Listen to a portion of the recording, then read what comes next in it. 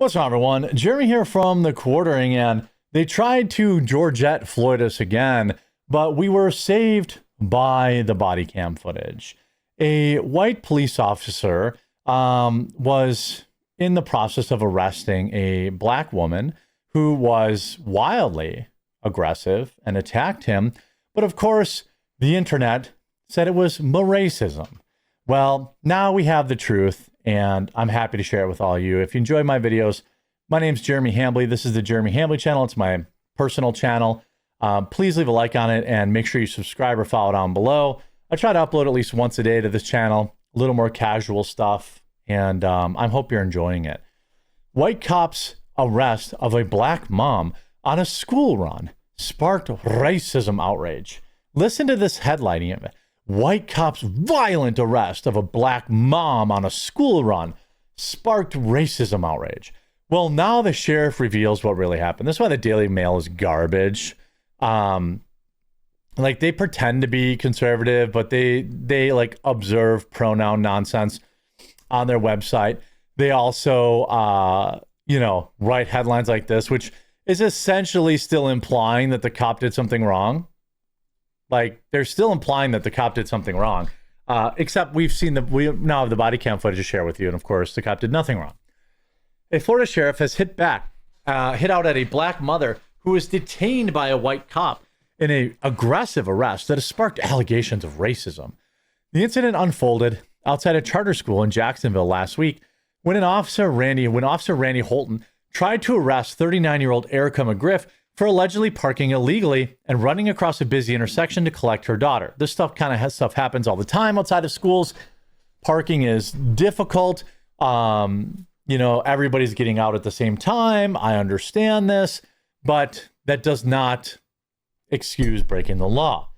At one point, Holton appeared to restrain McGriff by the neck as she screamed, take a guess what she screamed, "I can't breathe." Footage of the chaotic scene showed McGriff resisting arrest before ever being thrown to the ground and put in a chokehold in front of a crowd of screaming kids. Footage of at one point, Holt, of course, yelled the classic black person, "I'm getting arrested" thing, "I can't breathe."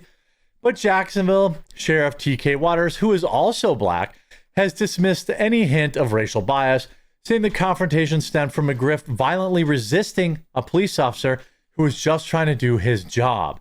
At a press conference on Friday, Waters slammed McGriff, modeling and normalizing breaking the law to school-age children, lying to police, and attacking and resisting an officer, including biting him, which we have a picture of, this insane bite mark.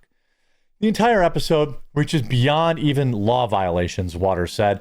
It speaks to this breakdown of civil society, and some in our community are not quietly accept, but actively promote.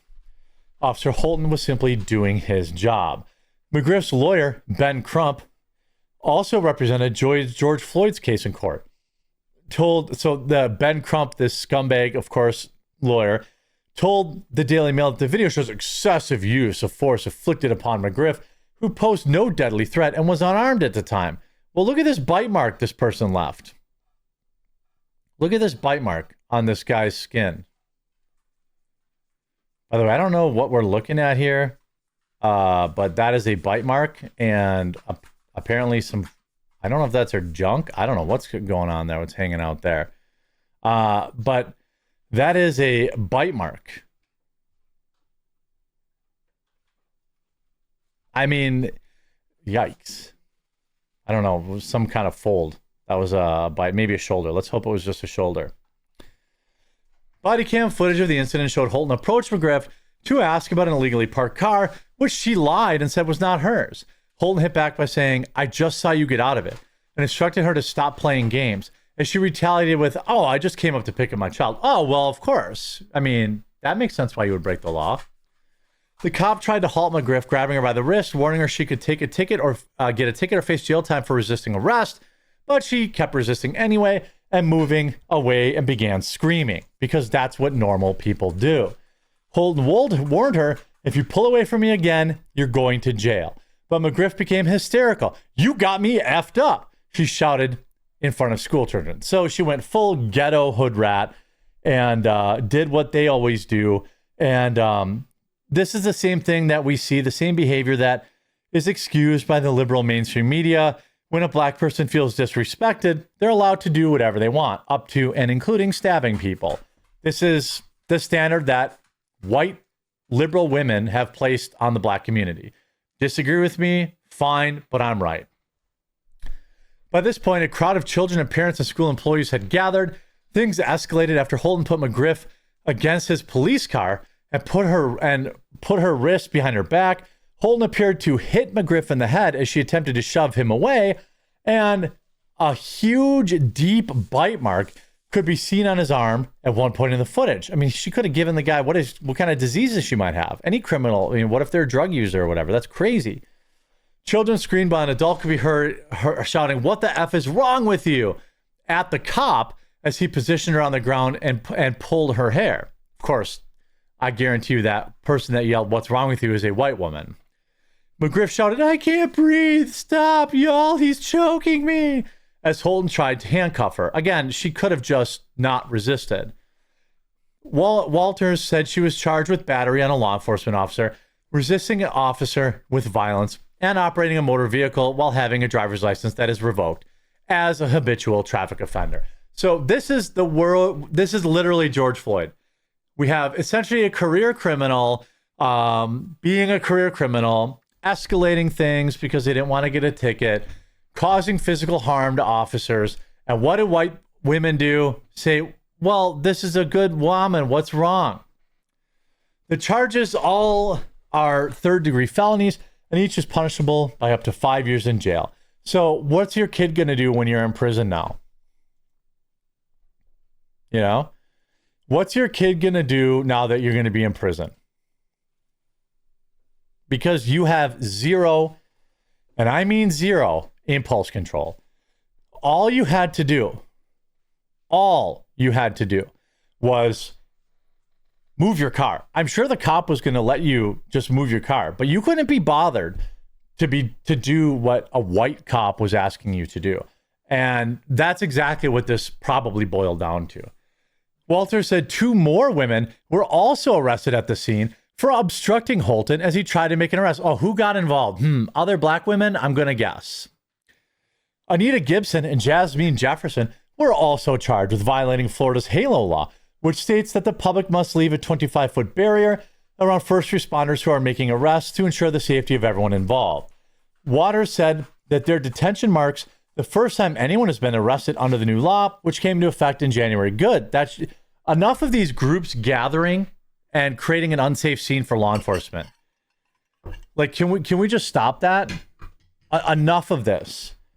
Every video I see is 100 people circling a cop just trying to do their job, making the situation unsafe and the scene unsafe. He said the woman violated the law by harassing an officer and failed to provide him with a 25-foot area to safely detain McGriff after he gave them a verbal warning to get back. Oh, more black women who didn't want to listen to a law enforcement officer, suffering the consequences of their actions. So what is the takeaway today? If you violently resist our officers, if you punch them, if you bite them, you will be arrested. If you crowd and harass our officers or any first responder after a verbal warning, you will also be arrested.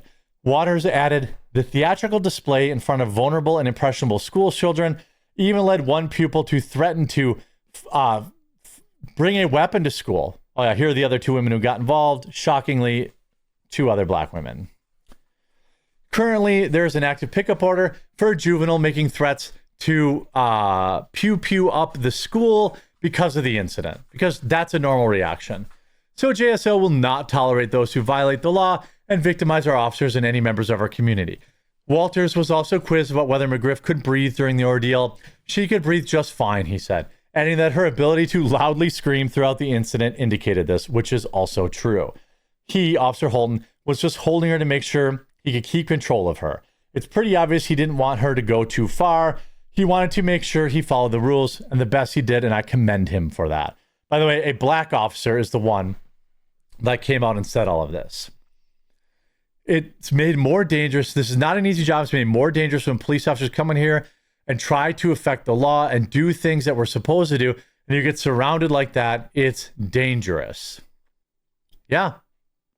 This woman's, I hope that she gets the maximum sentence. McGriff's attorneys, loser Ben Crump and Harry Daniels, said McGriff was brutalized in front of her kid and community. This isn't just I mean, again, this is her own reaction. This is her own actions that led to this. No mother should be brutalized in front of, I mean, again, this is just like all the people like, why are you deporting all these great law-abiding citizens? It's like, player, they aren't law-abiding because they entered this country illegally. And no, it is not the fault of law enforcement who are simply enforcing the law. They're doing their job. All this woman had to do, most likely, was move her car. But she was completely incapable of that. Because a white officer asked her to do it, she felt disrespected, and now she's facing 15 years in prison. But that's okay. And, you know, losers like Ben Crump are going to come in and probably try to make her a millionaire. Except this is in Florida, not Minnesota. And I don't think it's going to go. She's a repeat offender, by the way, resisted the arrest and bit a cop, and he's the bad guy. This is somebody from San Francisco that said that. Times are changing, and I'm absolutely fatigued with this behavior. I hope you enjoyed the video. If you did, please do make sure you leave a like on it and join our members area over at thequartering.com/join. It is immensely helpful to support the channel, and it is the #1 best way you can support other than buying coffee from coffeebrandcoffee.com. And we'll talk to you again real soon.